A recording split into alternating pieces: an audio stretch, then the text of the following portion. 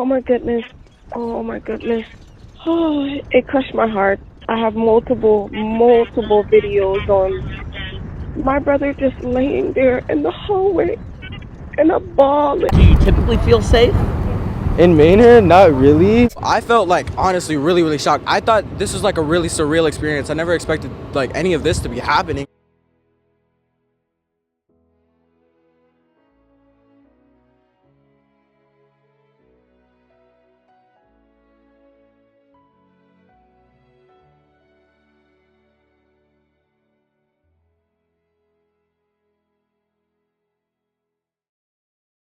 On a Tuesday afternoon, October 29th, 2024, Manor Senior High School in Texas erupted into chaos. Around 12:47 p.m., during the usual busy lunch period, two 18-year-old students, Darrin Loving and Mac Brown Mbah and Mbanwei, became embroiled in an altercation inside the boys' bathroom near the cafeteria. Sadly, it would end with a fatality. According to school surveillance and witness accounts, the altercation turned violent, prompting a group of students to rush into the hallway, shouting that Mac Brown had a blade. Darrin's best friend, overwhelmed by the sight of their friend lying injured, reportedly broke down in distress, crying out and hitting the walls. This all attracted the attention of a school resource officer identified only as Williams, who was patrolling the lunch area nearby. Hearing the commotion and the urgent warnings, Officer Williams moved swiftly toward the restroom to investigate. Inside, he found Mac Brown standing with his hands in his pockets, refusing repeated commands to reveal them. A tense moment followed as the officer attempted to physically remove the teen's hands from his pockets. After a brief struggle, Mac Brown's hand emerged.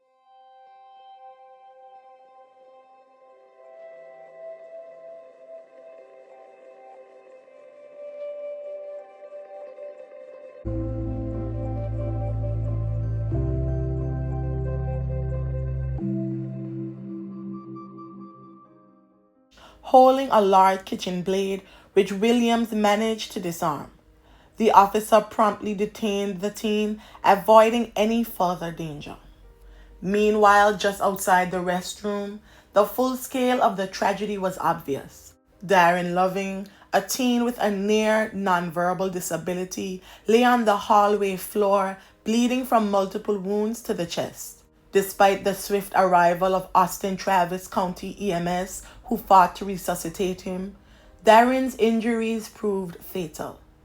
By 1:12 p.m., sadly, he was pronounced gone at the scene.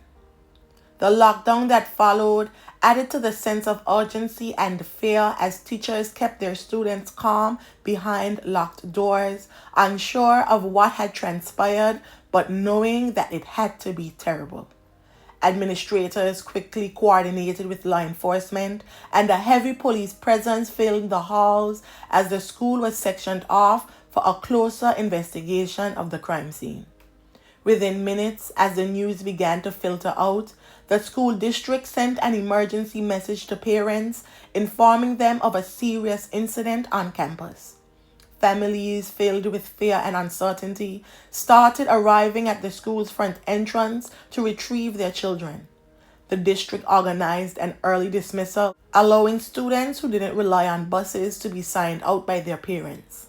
Meanwhile, school buses lined up outside, ready to transport remaining students safely home.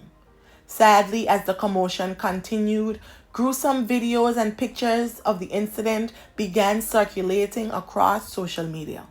I feel kind of stressed out and frustrated. Manor Senior High School student Jeremiah Henry says he was in the cafeteria Tuesday afternoon. They were just walking right behind him, just telling him to stop. Hey, stop. And then he wasn't stopping, so they said, hey, he stopped this guy. The senior says a short time later, a friend of 18-year-old Darrin Loving found him collapsed on the ground. And then she started yelling, screaming, and hitting the floor and the walls.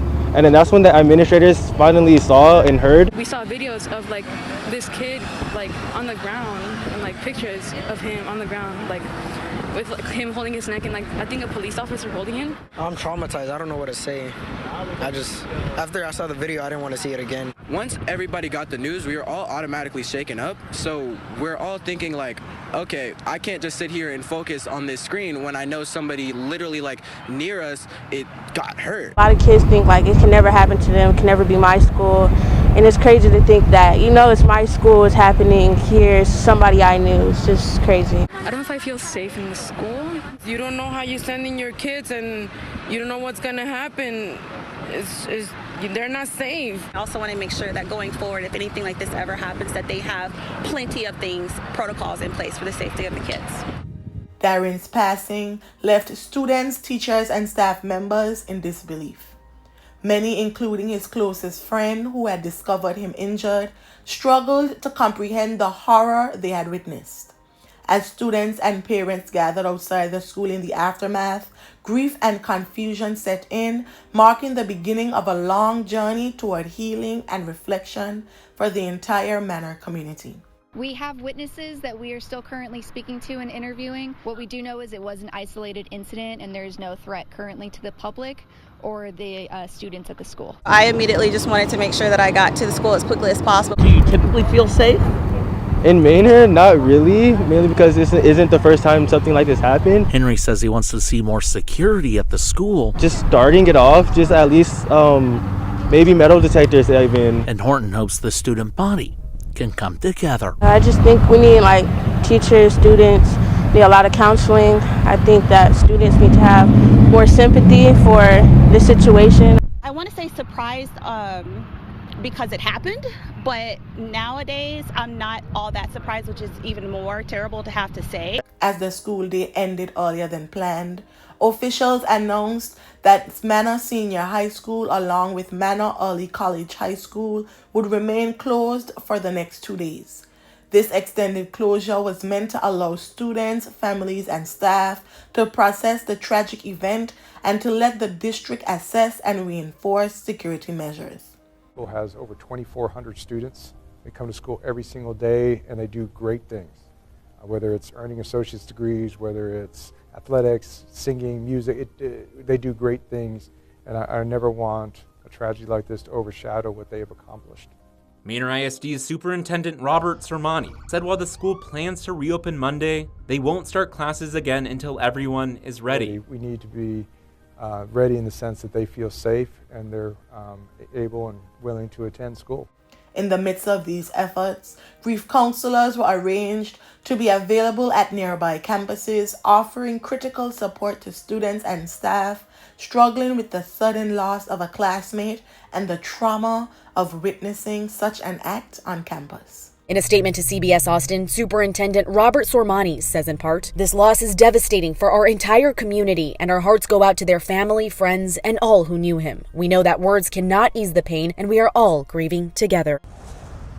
This is crazy. This is just a sad day. That's someone's kid, so that's sad for not only them, but for people that also know him. My initial reaction to all of this was anger, because you expect your children to be protected and safe. Shortly after being disarmed and detained at the scene, Matt Brown was formally taken into custody by Manor police officers and transported to the Travis County Jail.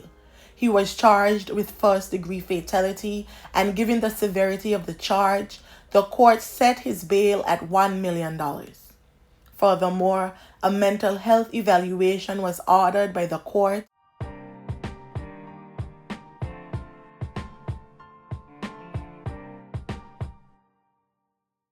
which is standard procedure for cases of this nature. According to the arrest affidavit, Mac Brown was uncooperative from the moment of detention, refusing to speak with police or provide any explanation for the altercation.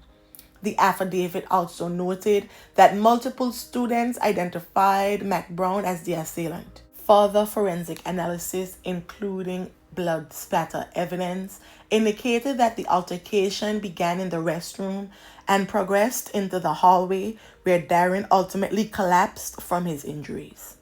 In the days following the tragic incident, students and parents voiced a complex mix of grief, shock, and concerns about safety at the high school. For many students who witnessed or heard about the encounter, the experience had been deeply unsettling. Darrin's classmate, Jalen Jackson, shared how surreal and shocking the experience felt, describing a sudden shift in the atmosphere from the normal school routine to one of chaos and fear. For others, the trauma was made worse by the video footage which was circulated. Parents expressed similar concerns, with many voicing anger over the perceived gaps in school security. Lily and Dara shared how she was struck by fear upon receiving a message from her son asking her to pick him up from school. The day after the death of Manor Senior High School student Darrin Loving, outside the school, a cross bearing his name with the messages "Gone too soon" and "Forever 18." I literally broke down. We are here grieving as a community. A community heartbroken. Darrin was just the type of kid that had an aura about himself. He was a kid that really stood out. He had a fun and loving personality. Pretty scary. Felt my body just going to shock. That was my friend Darrin. Just feel sad. We would like to, as a community, wrap our arms around this family. We would like to provide the support and the help that they need, but of course we want to be respectful of them during this time frame. Darrin Loving's life was marked by resilience and joy despite his challenges with a near nonverbal disability. Known for his infectious smile and positive spirit, he communicated in ways that went beyond words. His family described him as the happiest and funniest boy alive. As a special needs student with a speech impediment, Darrin was part of the school's special education program, where he worked alongside supportive teachers and peers who cherished his unique personality. His sister Sierra spoke lovingly about his ability to connect with others despite his limited verbal communication. Soft giant. He loved to help people. He loved to walk. He loved to be adventurous. He was just a beautiful soul, a beautiful human being. Danya Green said she wants people to know what a kind, genuine young man her brother Darrin Loving was. So many teachers are sending me pictures and sending me letters on how much they really loved him. And had a medical condition affecting the way he spoke and walked. She said learning of the incident and seeing images that have circulated social media has shaken her family. Oh my goodness. Oh my goodness. Oh, it crushed my heart. I have multiple videos on my brother just laying there in the hallway in a ball, in a pull up. Someone should have been there. Someone should have been there. Someone should have been occupying the bathrooms. Someone should have been outside those bathrooms. Days after the tragic loss, the Manor community came together to mourn and honor his memory at a vigil held at Timmerman Park. Dozens of students, families, teachers, community members, and Manor's mayor attended, showing a solemn display of unity. Organized by local church members and community leaders, the vigil created a space for remembrance and reflection. Classmates spoke of Darrin's friendly nature, recalling him as someone who brought warmth to those around him despite his challenges. Mayor Christopher Harvey emphasized the importance of unity and compassion during such a challenging time. So God, we call upon you now and ask for your grace, God. We lift up every child that saw this incident. We lift up everyone that has seen a replay of this incident. And we pray against fear. We pray against anxiety. We pray against depression. We pray for wholeness, for peace. Manor ISD officials and local community leaders expressed their sorrow, pledging support for those affected and promising to re-examine school security measures. Superintendent Dr. Robert Sermani conveyed that the passing of Darrin Loving had struck the entire community deeply, bringing a wave of grief that extended well beyond the school's boundaries. It is an absolute heartbreaking tragedy. Manor ISD Superintendent Dr. Robert Somani says after the community has had time to heal from Tuesday's deadly stabbing, they can start having other conversations. We have 2 officers that did their job. I'm glad they were there, and I'm glad they were able to interact as fast as they did. He says Manor ISD approved this year's budget with money set aside to have armed guards at every campus, as is required under a new state law known as House Bill 3. The number of officers that are stationed on that campus is the right number for that size high school. That being said, is there enough?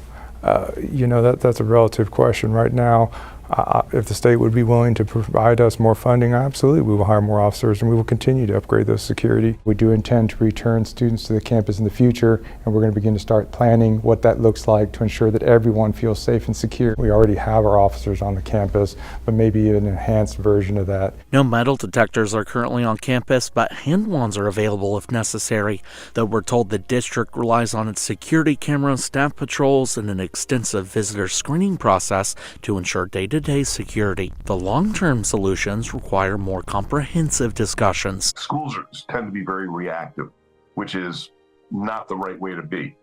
We need to learn from what's happening in other schools and at least put some modicum of security arrangements in place. May the family and friends of Darrin Loving find solace in the happy memories, and may his soul rest in perpetual peace.